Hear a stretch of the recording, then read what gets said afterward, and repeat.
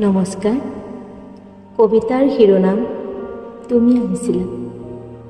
শীতৰ কুঁৱলীত আৱৰণ ফালি তুমি আহিছিলা আপোন বাটেৰে, লগত আনিছিলা এটা কৌতূহলী মন। নোচোৱাৰ চলেৰে পঢ়ি পেলাইছিলা মোৰ শৰীৰৰ শিৰা উপশিৰাবোৰ। তোমাৰ সেই তীক্ষ্ণ চাৱনিত পৰি পৰিছিল মোৰ হেৰুৱা যৌৱনৰ এটি এটি পাহি।